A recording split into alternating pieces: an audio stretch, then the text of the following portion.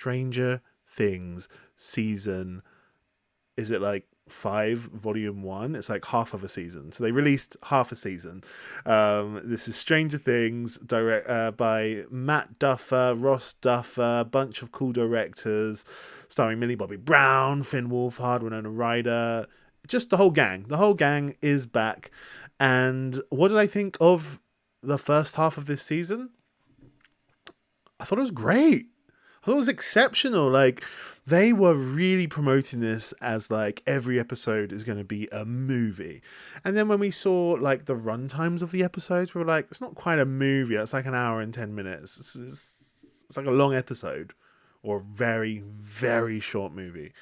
But they're not quite movies. But the 4 episodes that you got given do feel very cinematic in some aspects. Some very cinematic, great moments. And one of the things that Stranger Things has been good at since the very, very beginning is writing child characters and hiring great, amazing child actors. They're so good. There are some really fun, brand new child characters and child actors in this, and they're just played incredibly.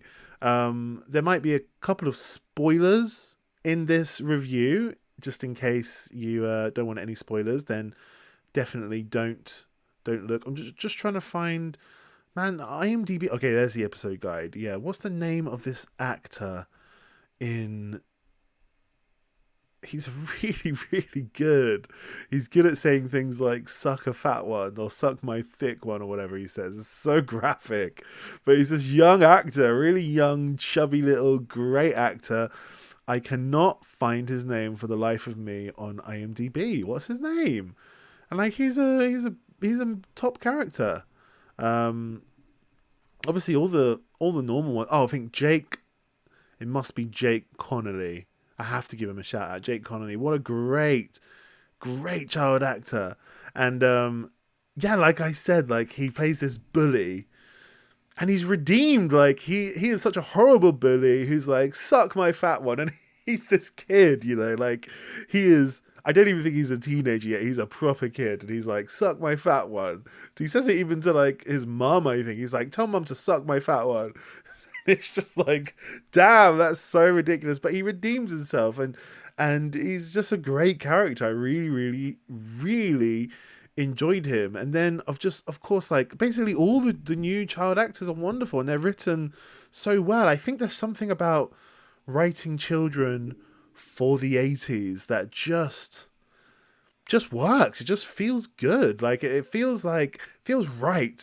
Like, that's what children should be. The children of the 80s are what my picture of children should be. Just these young adventurers that are going off on their bikes doing adventures. And they're so good at casting for those type of children. Children these days, I have no idea if you could cast a film with children that are from these days, because it's just a different type of child. They're more grown up than those children. I feel like children have less, maybe less imagination. It's probably too dangerous to go out and just go on adventures on your bike as children these days. The world is different. But damn, it's so nostalgic to watch. I was talking about this with my mate that sorry, my phone just vibrated. I was talking about this with my mate that I was born in the 90s, so I'm a 90s kid, right? But I get that nostalgic feeling from watching things that are set in the 80s.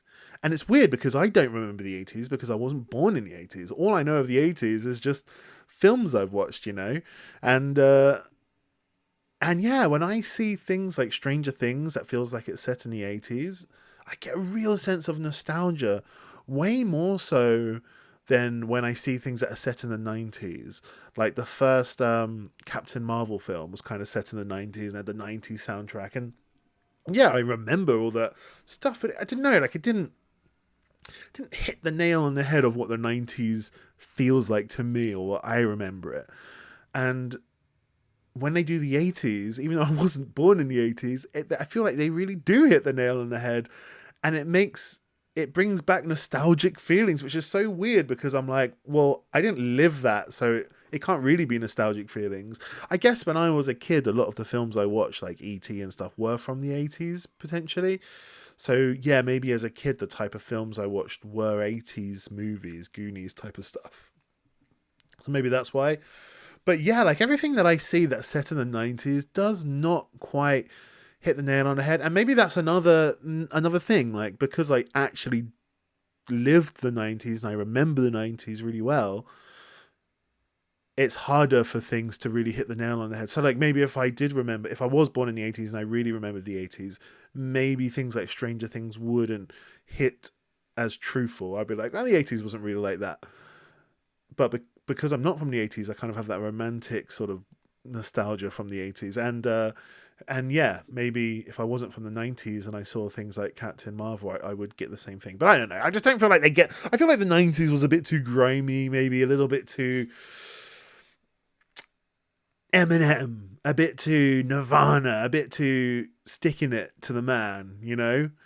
I feel like 80s was a little bit more, everyone was settled, a bit more, it was like peacetime kind of vibes. I feel like 90s things really were a bit more grimy, a bit more like protesty, you know? I don't know. I don't know what I'm talking about really. Anyway, back to Stranger Things. One of the things I will say is that Eleven, the character Eleven, and her sort of storyline in this with Hopper and her training, she's training to go and kill the bad guy, whatever his name is. I found that probably to be the least interesting part of it. This angry teenager with sort of dad storyline, I feel like it's been played out a bit too much now, and I guess I just find it the least interesting part of the whole series. Like everything else was more interesting, way more interested in all the other storylines that are going on. I really like this storyline of what's his name? Will. In fact, I would say Will. His story arc in this, played by Noah Schnapp, is incredible. Like he is the MVP of the first half of this series. He's so good. He's a really interesting, thought out character. It's really interesting when Sadie Sink comes back in as Max. When she appears, that's really good. I'm loving watching like Nancy Wheeler and Jonathan Byers. I'm loving watching Steve Harrington, of course. Robin, played by Maya Hawke. Like these are all great characters and great storylines, and I'm invested. The only one I'm not really invested in that much is 11, unfortunately. I'm just like, can we move past the 11 bit and her just arguing with Hopper? And it's like I'm done with that. I'm a little bit done with that, and I'm more way interested. And maybe the writers kind of know that that's maybe how the audience are going to be feeling, and that's why they're pushing Will to become this new upgraded incredible character who by the end, when he spoiler alert, when he gets all the powers by the end, it's like, damn, it's so thrilling to see him finally come to his own, because he is somebody who has been trying to find a way in which his identity can fit in this world in the 80s. He's obviously is he gay? Is he a gay character, I believe? I don't know if they've completely outwardly said it yet. Maybe they have, but it's just, I don't know, heavily sort of hinted at. And it's really, really interesting. Like, he doesn't know how to fit in this world. Even with his absolute closest friends, he can't quite be completely and utterly himself. Even with the people that he loves the most, he just can't. Even with his mum, he can't. Like, she's a bit overprotective now.